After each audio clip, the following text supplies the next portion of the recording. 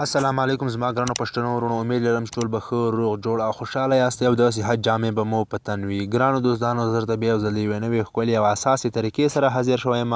خدای دې وکړي چې دا طریقه مو خوښه سي او یو څه ګټه ترېنه پورته کړئ. دوستانو، داسې ویډیوګانو د کتلو دپاره زموږ چینل سبسکرایب کړئ او له خپلو ټولو ملګرو سره شیر کړئ. دوستانو، په دې کې تاسې هر ډول انټرنیټي، اسلامي، تاریخي او هر ډول معلومات کتلی شئ، ټکنیکل معلومات. دوستانو تاسو ته به زه نن یوه ښکلې او اسانه طریقه وښیم. خدای دې وکړي چې دا طریقه مو خوښه سي. دوستانو، ډېره ښکلې او اساسه طریقه هم ده. دوستانو، راځو دوستانو طریقه شروع کوو. او طریقه دوستانو په دې باره کې د څنګه کولی سو چې د بل چا میسیجان یا د بل چا د تلیفون خبرې په خپل موبایل کې په اساني سره واورو. دوستانو، د دې لپاره به دوستانو تاسې لومړی راسئ د هغه کس موبایل چې تاسې غواړئ د چا څخه د هغه د موبایل خبرې واورئ. لومړی به د هغه موبایل راواخلئ او په هغه کې به فون خلاص کړئ. کله مو چې فون خلاص کړئ دوستانو، ډایل ته به راسئ. کله چې ډایل ته راغلئ دوستانو، په دې ځای کې تاسو ته زه یو کوډ ښیم. ډېر اسانه او ښکلی کوډ هم ده دوستانو، او ډېر صحیح سیسټم هم ده. تاسو کولی شئ چې د هغه چا خبرې، کوم څوک تاسې غواړئ د هغه خبرې واورئ، په اسانه سره یې اورېدلی شئ.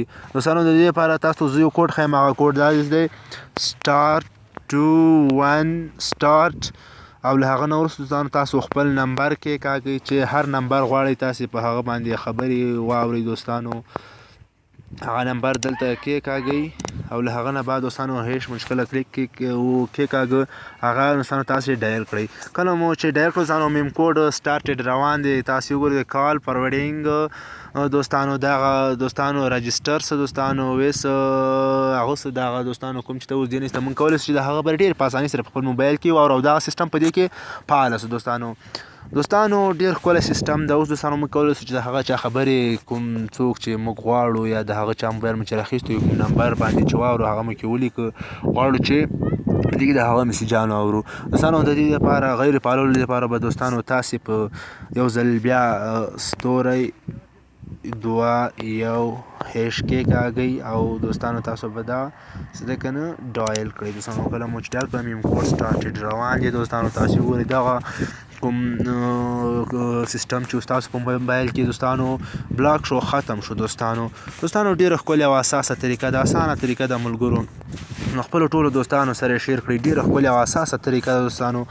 دوستانو دا داسې یوه طریقه ده، موږ کولی سو چې هغه خلک یا هغه څوک چې هغو کې کوم مشکل وي یا بل څه وي، یا موږ وغواړو چې د ده خبرې موږ په خپل موبایل کې واورو، نو دوستانو دا کوډ ورکړئ او له هغه نه بعد خپل نمبر ورکړئ او تاسې په اساني سره د هغه خبرې دوستانو واورئ.